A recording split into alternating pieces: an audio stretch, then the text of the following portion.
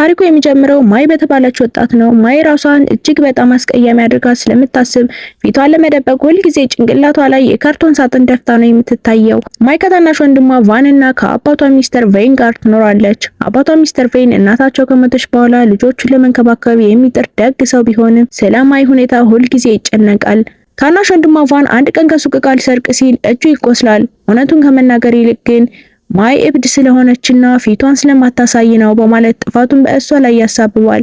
አባቷ ሚስተር ቬን ቫን በእህቱ ላይ በመቀለዱ ይቆጣል። ማይ ግን በወንድሟ ንግግር ተጎድታ ማልቀስ ትጀምራለች። አባቷ አጠገቧ ተቀምጦ የሰውን ንግግር አትስሚ፣ አንቺ ውስጥሽ ቆንጆ ነው በማለት ሊያረጋጋት ይሞክራል። ማይ ለዓመታት ከቤት ሳትወጣ መቆየቷን እንረዳለን። ጓደኛ የላትም፣ ትምህርት ቤትም አትሄድም። ብቸኛ መውጫዋ የዩግሊ ዳክሊንግ ክለብ የሚል የከፈተችው ብሎግ ነው።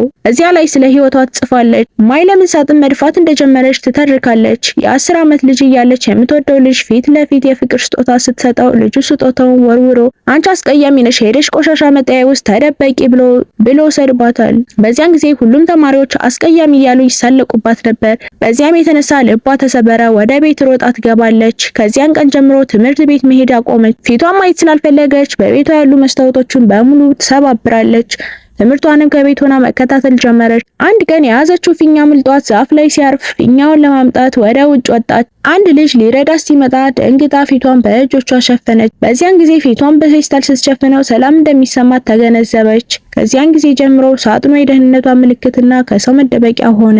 ወንድሟ ቫን እንኳን ፊቷን አይቶት አያውቅም። አባቷ ሚስተር ቬን ሁኔታው ስላሳሰበው ወደ ሐኪም ሄደ።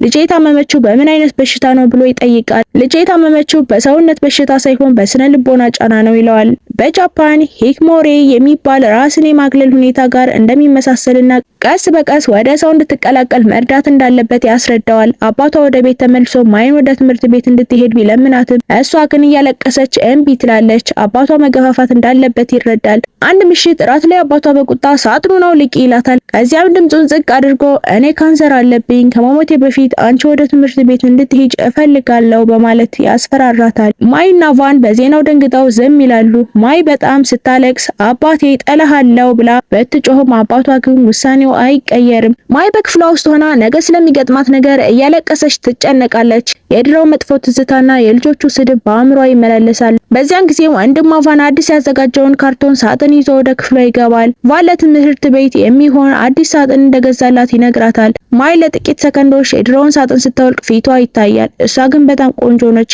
ከዚያም ሁለቱ ሆነው አዲሱን ሳጥን ያስውቡታል። በማግስቱ ጠዋት አባቷ ወደ ትምህርት ቤት በመኪና ያደርሳታል። ማይ በጣም ፈርታለች። አባቷ ግን አይዞሽ አዲስ ነገር ለመሞከር ደፋር ሆኝ የሚል ዘፈን ከፍቶ ያበረታታታል። ማይም ለአባቷ በትላንቱ ንግግሯ ይቅርታ ትጠይቀዋለች። ማይ ከመኪናው ወርዳ ወደ ትምህርት ቤቱ በር ስትጠጋ ልቧ በፍርሃት ይመታል። አባቷ እሷን ሲሸኛት በድፍረት ተደስቶ ያለቀሰ በአይኑ ይከተላታል። ማይ ከትምህርት ቤቱ ግቢ ውስጥ ስትራመድ ሁሉም ተማሪዎች ሳጥን የደፋችዋ ልጅ እያሉ ይሳለቁባታል። ማይ ፍርሃቷ እየጨመረ ሲሄድ አንድ ልጅ ድንገት እጇን ይይዛታል። ልጁ የሞተር ሳይክል ሄልሜት አድርጓል። አይዞሽ አትፍሪ፣ እኔም እንዳንቺ ፊቴን አልገልጥም ይላታል። ስሙ ሚንተን እንደሆነ የሚገልጽ ካርድ ይሰጣታል። ማይ ደንግጣ ስትሸሽ ከትምህርት ቤቱ ወሮበላ ልጅ ዜሮ ጋር ትጋጫለች። ዜሮና ጓደኞቹ ከበው ፊቷን ማየት እንፈልጋለን እያሉ ሊያስቸግሯት ሲሉ ሚንተን መጥቶ ይከላከልላታል። ሚንተንና ዜሮ ፊት ለፊት ተፋጠው በትምህርት ቤቱ ግቢ ውስጥ ትልቅ ውጥረት ይፈጠራል። ሚንተን ማይን ይዟት ወደ ክፍል ይገባል። መምህሯ ማይ ሳጥን ደፍታ ስታይ ደንግጣው እንድታወልቅ ቢጠይቋትም ማይ በዚህ ነው ሰላም የሚሰማኝ ስትል መምህሯ ፈቃደኛ ይሆኑላታል። ነገር ግን ሌሎች ተማሪዎች በሹክሹክታ አስቀያሚ ስለሆነች ነው እያሉ ያማታል። ሚንተን ተማሪዎች በማይ ላይ ሲቀልዱ በንዴት ይመለከታቸዋል። ማይ በምሳ ሰዓት ወንድሟ ቫንን ፍለጋ ወደ ካፍቴሪያ ትሄዳለች። ብቻዋን ተቀምጣ ለመብላት ስትሞክር የዜሮ ጓደኞች መጥተው ሳጥኑን በኃይል ሊያወልቁባት ይሞክራሉ። ማይ በጣም ደንግጣ ሳትበላ አምልጣ ትወጣለች። ማይ በጓሮ ወዳለው ዥዋዥዌ ሄዳ ብቻዋን እያለቀሰች ይህ ትምህርት ቤት ምንም ደስ አይልም ስትል ሚንተን አጠገቧ ይመጣል። ሚንተን ሄልሜት ለምን እንደሚያደርግ ስትጠይቀው ቆንጆ ስለሆንኩ ሰዎች እንዳያዩኝ ነው እያለ በቀልድ ሊያስናናት ይሞክራል። ሚንተን ሄልሜቱ ከጃፓን በመጣ ቲታኒየም እንደሰራው የነገራት ማይን ያስቃት ጀመር። ማይ እንዳልበላሽ ስለሚያውቅ ሳንድዊች ሰጥቶ አብረው ይበላሉ። ማይ ነገ ትምህርት ቤት አልመጣም ስትል ሚንተን አንቺ ብቸኛ ጓደኛዬ ነሽ፣ ካልመጣሽ እኔም ብቻዬን እሆናለሁ ብሎ ይለምናታል። በትምህርት ቤት መዝጊያ ላይ ዜሮ ሚንተንን ያገኘውና ዛሬ ማንንም አታድንም ብሎ ጠብ ይጭራል። ሚንተን በድፍረት ቢመክትም ዜሮና ጓደኞቹ ይመቱታል። ማይ ይሄን ጠብ ከሩቅ አይታ ስትሮጥ ፖሊሶች ስለመጡ ሁሉም ይበተናሉ። ዜሮ ማይን ይዟት እየሸሸ በድንገት ሳጥኑን ከላይዋ ላይ በመሃል ይገፋዋል። በዚህ ጊዜ ማይ እጅግ በጣም ቆንጆ መሆኗን አይቶ ደንግጦ ይቆማል። ማይ ግን ከፍርሃቷ የተነሳ ትዝለፈለፋለች። ማይ ሆስፒታል ውስጥ ስትነጋ አባቷና ወንድሟ አጠገቧ ናቸው። ፊቷ ስለተገለጠ በጣም ተረብሻ ነበር። ነገር ግን ሐኪሙ ማስክ ያደርግላታል።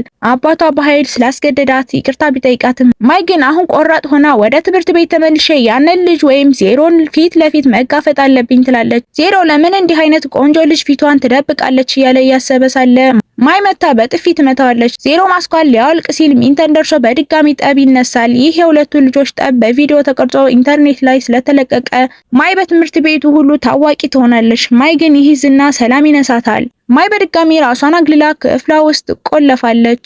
ዜሮ ተጸጽቶ ቤቷ ድረስ መጥቶ ይቅርታ ሊጠይቃ ቢሞክርም አባቷ ያባርረዋል። ነገር ግን ሚንተን የዳክዬ ምስል ያለበት ሳጥን አዘጋጅቶ በመምጣትና እሱም የራሱን ደፍቶ በማሳየት ማይን ያስቃታል። በሁኔታው የተደሰተችው ማይ ነገ ወደ ትምህርት ቤት ለመመለስ ትስማማለች። ማይ ወደ ትምህርት ቤት ስትመለስ ዜሮ ሌሎችን ተማሪዎች እያሰቃየ ማይ ፊቷን ካላሳየሽ ማንንም አልተውም ይላል። እንዲያውም ወንድሟ ቫንን ያስመታዋል። ማይ ወንድሟ ሲጎዳ ማየት ስላልቻለች በሁሉም ተማሪዎች ፊት ሳጡን በገዛ እጇ ታወልቃለች። በትምህርት ቤቱ ያለው ሰው ሁሉ በውበቷ ተገርሞ ጸጥ ይላል። ማይ እያለቀሰች ሚንተን ጋር ትሄዳለች። እሱም አንቺ ውብ ነሽ ብሎ ያረጋጋታል። ወንድሟ ቫን ሰዎች በኢንተርኔት ላይ ስለ ውበት የጻፉትን መልካም አስተያየቶች ያሳያታል። ዜሮን በድጋሜ ቤቱ መጥቶ አንቺ በጣም ቆንጆ ነሽ ብሏት ይሄዳል። ማይ ለመጀመሪያ ጊዜ ለዓመታት ተደብቆ የነበረውን መስታወት አውጥታ ራሷን ታያለች። እውነተኛው ውበቷን አምና ትቀበላለች። በመጨረሻም ቀን ማይ ያለምንም ሳጥን ወይም ማስክ በሙሉ በራስ መተማመን ወደ ትምህርት ቤት ትገባለች። ተማሪዎች ሁሉ በአድናቆት ይመለከቷታል። ሚንተንም መጥቶ ይህች ጓደኛዬ በትምህርት ቤታችን ካሉ ልጆች ሁሉ በጣም ቆንጆ ነሽ ብሎ ለሁሉም ያስተዋውቃል። ማይ ከፍርሃቷና ከድሮ መጥፎ ትዝታዎቿ ነፃ ሆና ታሪኩ ያበቃል። በሌላ ቪዲዮ እስክንገናኝ ድረስ ቸር ቆዩን። ቻናላችን ሰብስክራይብ፣ ቪዲዮ ላይክ ማድረግ እንዳትረሱ።